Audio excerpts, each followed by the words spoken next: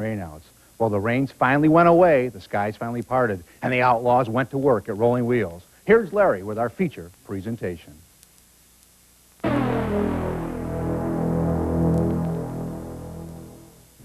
Wonder of all wonders. This is New York.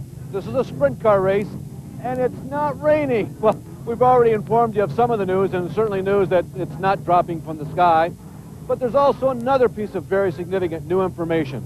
Never before at this part of the season has a driver, other than the traditional Big Three, won as many races as the newest regular face in Victory Lane, Stevie Smith Jr.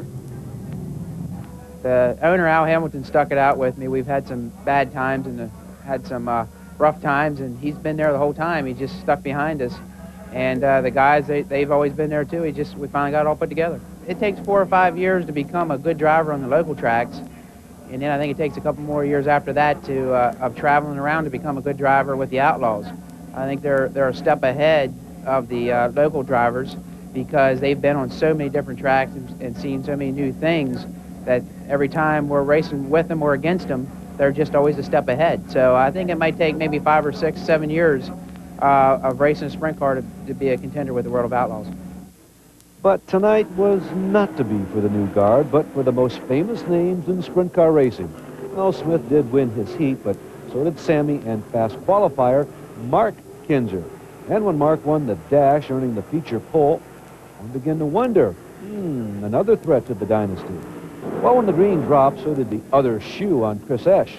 He immediately disappeared. Eastern Hope 1, gone. A lap 11 restart changed the entire complexion of this race.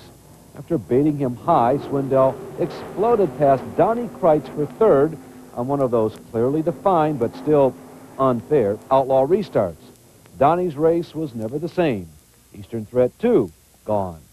This impolite exchange during a later caution didn't improve anybody's position nor their social standings. Swindell faded, unusually, as the Kinzers rode off.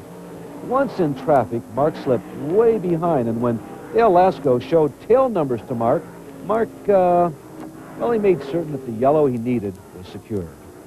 A yellow slowed the swarm 2 laps from the end, and will ruin the suspense and tell you Steve the King won again, but Mark never relented. Yeah, I knew there was only 2 laps left. You know, the only thing I'd seen, you know, I hate to let it, felt like I was running pretty good, maybe got a little bit of a lead, but every time yellows come out, Mark would stick his nose back in there for 2 or 3 laps, and when you're leading a race, sometimes it's sort of a little bit of a disadvantage. Let a guy close in on you and get pumped up for the last 2 laps, and you know, he made a good run at me, and we're just glad to get here. We've seemed like we've had more seconds than we've had first through this swing, but we won a few of them, and we're going to get here once in a while. And I'm told today is your birthday. What are you, 24 now? Yeah, getting close. I think I might be getting close to 30. I'm not sure. Just 24 hours earlier, Steve, Mark, and Carl Kinzer were passing away the rain delay hours at Lebanon Valley thusly. Some powerful cards, I guess.